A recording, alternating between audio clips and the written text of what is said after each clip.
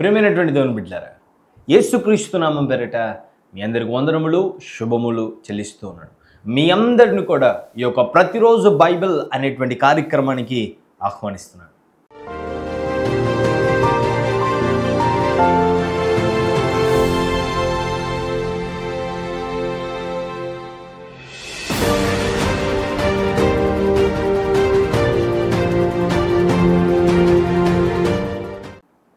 ఎలా ఉన్నారు?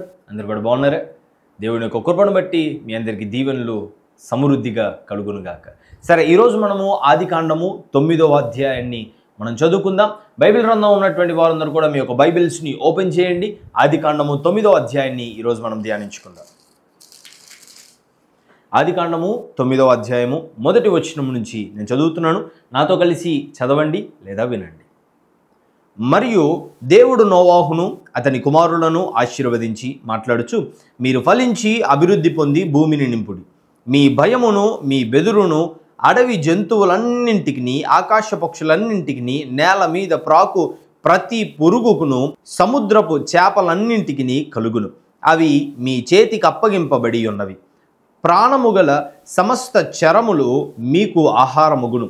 పచ్చని కూర మొక్కల నిచ్చినట్లు వాటిని మీకు ఇచ్చి ఉన్నాను. అయినను మాంసమును దాని రక్తముతో మీరు తినకూడదు. రక్తమే దాని ప్రాణము. మరియు మీకు ప్రాణమైన మీ రక్తమును గూర్చి విచారణ చేయుదును.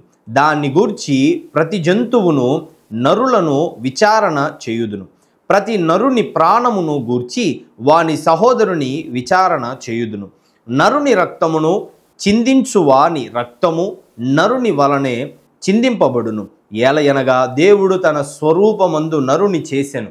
మీరు ఫలించి అభివృద్ధి పొంది మీరు భూమి మీద సమృద్ధిగా సంతానము కని విస్తరించుడని వారితో చెప్పెను. మరియు దేవుడు నోవాహు అతని కుమారులతో మాట్లాడుచు, ఇదిగో నేను మీతోనూ మీ తదనంతరము మీ సంతానముతోనూ మీతో కూడా నున్న ప్రతి జీవితోనూ, పక్షులేమి పశువులేమి, మీతో కూడా సమస్తమైన భూజంతువులేమి, ఓడలో నుండి బయటికి వచ్చిన సమస్త భూజంతువులతోనూ నా నిబంధన స్థిరపరచుచున్నాను. నేను మీతో నా నిబంధన స్థిరపరచుదును.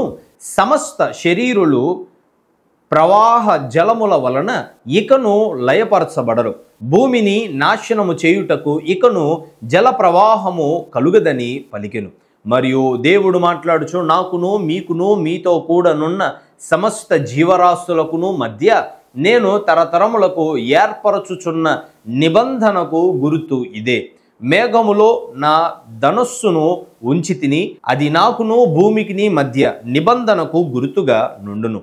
భూమిపైకి నేను మేఘమును రప్పించున్నప్పుడు ఆ ధనస్సు మేఘములో కనబడును. అప్పుడు నాకును మీకును సమస్త జీవరాశులకును మధ్యనున్న నా నిబంధనను జ్ఞాపకము చేసుకొందును. గనుక సమస్త శరీరులను నాశనము చేయుటకు అలాగూ ప్రవాహముగా నీళ్లు రావు. ఆ ధనస్సు మేఘములో నుండును. నేను దాన్ని చూచి దేవునికిని భూమి మీద నున్న సమస్త శరీరులలో ప్రాణము గల ప్రతిదానికిని మధ్యనున్న నిత్య నిబంధనను జ్ఞాపకము చేసుకుందునెను. మరియు దేవుడు మాట్లాడుచు, నాకును భూమి మీద నున్న సమస్త శరీరులకును మధ్య నేను స్థిరపరిచిన నిబంధనకు గుర్తు ఇదే అని నోవాహుతో చెప్పెను.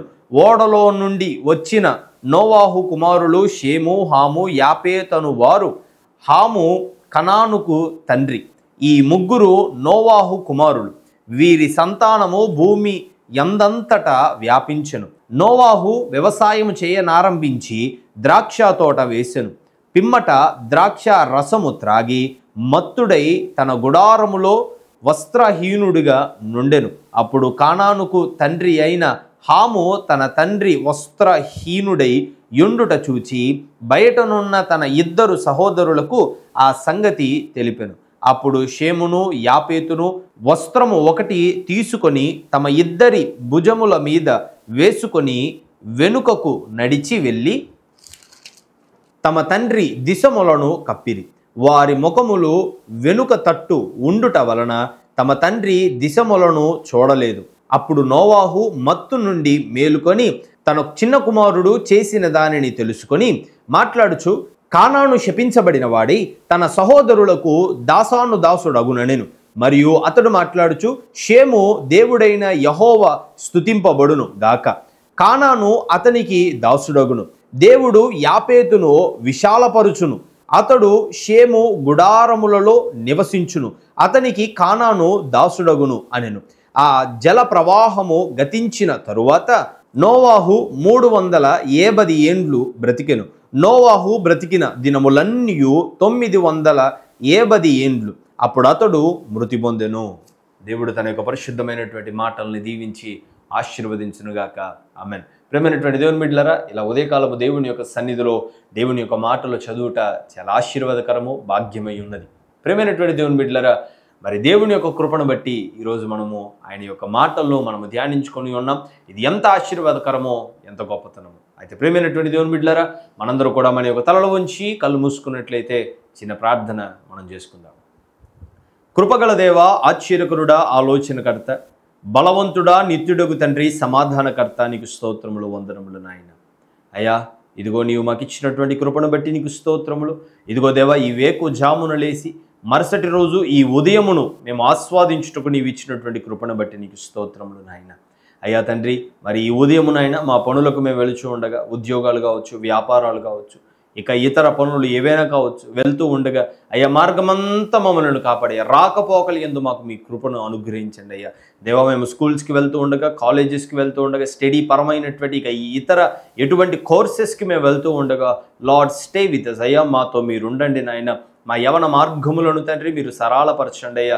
దేవనాయన మరి రాకపోకలు ఎందుకు కాపాడి ఎటువంటి సాతాను శోధనలకు, సాతాను ప్రేరేపణలకు బానిసలం అవ్వకుండా అయ్యా నీకు లోబడినటువంటి నీ ప్రియబిడలకు ఉండుటకు నీ కృపను దయచేయండి. అయ్యా ఈ ఉదయము మా ఈ రోజు మీద నీవు అధికారివై ఉండండి. మా మార్గముల మీద నీవు అధికారివై ఉండండి. మా పనుల మీద, మా చదువుల మీద, మా ఆలోచనల మీద, మా తలంపుల మీద, మా చూపుల మీద అయ్యా నీవు అధికారివై ఉండి మమ్మల్ని నడిపించమని, సమస్త ఘనత, మహిమ, ప్రభావం నీవు పొంది దీవెన ఆశీర్వాదములు మాకు అనుగ్రహించమని యేసు నామమున అడిగి వేడుకొని ప్రార్థిస్తూ ఉన్నాము తండ్రి. Amen, amen, amen. God bless you all. Praise Lord. దేవుని యొక్క కృప సదాకాలము మీకు తోడై ఉండునుగాక. Amen, amen, amen.